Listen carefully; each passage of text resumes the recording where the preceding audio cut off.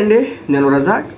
జగన్మోహన్ రెడ్డి గారికి వచ్చే ఎన్నికల్లో 11 కూడా సీట్లు రాకూడదని చెప్పేసి పగబట్టుకుని కూర్చున్నాడు నాగార్జున యాదవ్. ఇప్పుడు ఒక ట్వీట్ చేసినాడు అనమాట. ఆ ట్వీట్ ఏంటంటే, డిప్యూటీ సీఎం పవన్ కళ్యాణ్ ఉంది మీ ప్రభుత్వమే కదా, ఎర్రచంద్రం దోపిడీలో మీ వాటా ఎంత?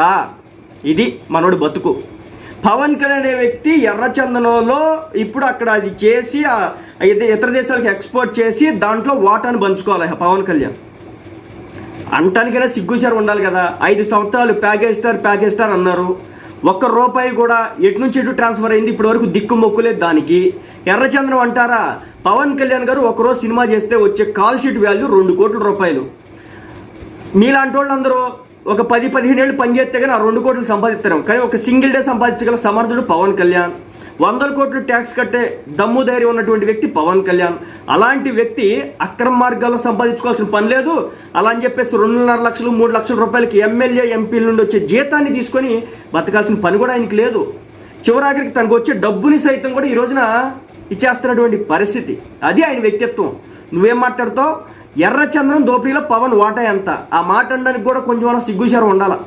ఆ తర్వాత ఏంటంటే, ఆంధ్రప్రదేశ్లో యథేచ్ఛంగా జరుగుతున్నటువంటి ఎర్రచంద్రం అక్రమ రవాణా. పీలేరు డివిజన్ ఎల్లమంద ప్రాంతంలో ఎర్రచంద్రం అక్రమ రవాణా జరుగుతున్నట్టు సమాచారం. పింఛా నది ఒడ్డున ఎర్రచంద్రం దొంగలు పడేసిన స్మగ్లర్లు అని చెప్పేసి ఇతగాడు ట్వీట్ వేయడం అయితే జరిగిందనమాట. గత 5 సంవత్సరాల్లో ఏ రోజైనా సరే ఎర్రచందనం దొంగలు ట్రాన్స్పోర్ట్ అవుతున్నాయనో, ఎర్రచందనాన్ని పోలీసులు పట్టుకున్నారనో ఎప్పుడైనా ఎక్కడైనా ఒక పెద్ద న్యూస్ చూసినావా? లేదంటే ఎన్ని దొంగలు పట్టుకున్నారు, ఎంత సీజ్ చేస్తున్నారు, ఏ ప్లేస్లో పెట్టినారు, పోలీస్ డిపార్ట్మెంట్ ఎంత సీజ్ చేసింది, ఎంతమందిని ఈ కూలీల దగ్గర కావచ్చు, అదేవిధంగా పెద్ద తలకాయలు ఎవరైతే ఉన్నారో వీళ్ళని ఎప్పుడైనా అరెస్ట్ చేసినారా? లేదు.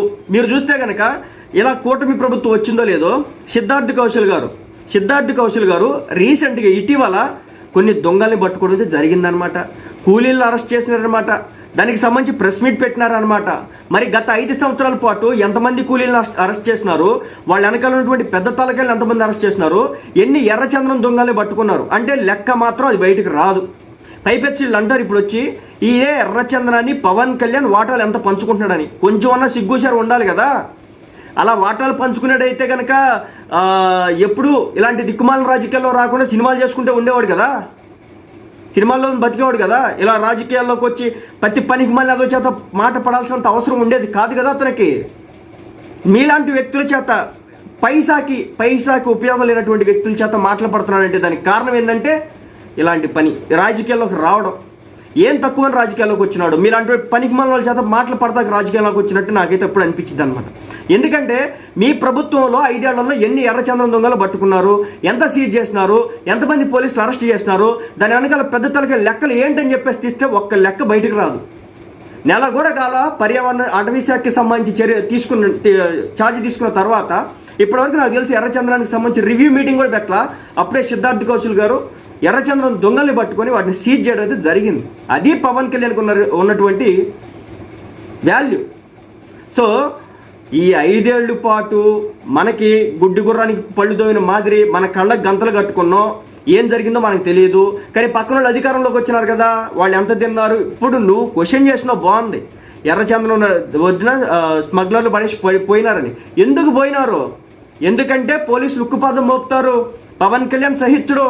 సో ఎక్కడున్నా లాక్కొచ్చి కాళ్ళు ఎరక్కొట్టి కూర్చోబెడతారు. కాబట్టి ఈరోజున స్మగ్లర్లు పారిపోయినారు, పట్టుకుంటారు.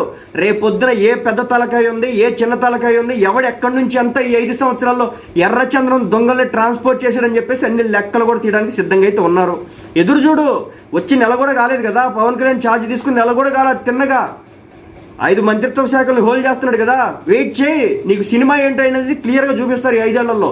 ఎర్రచంద్రం దొంగలు ఎక్కడి నుంచి వస్తున్నాయి మనందరికీ తెలిసిందే కదా. పొల్యూషన్ కంట్రోల్ బోర్డు 5 సంవత్సరాల పాటు ఎక్కడ కూడా ఏం కనిపించాల. దూరంపూడి చంద్రశేఖర్ రెడ్డి విషయంలో రొయ్యల ఫ్యాక్టరీకి సంబంధించి 2-3 ఫ్యాక్టరీలు సీజ్ చేసినారంట. 5 సంవత్సరాల పాటు ఎందుకు సీజ్ చేయాలా?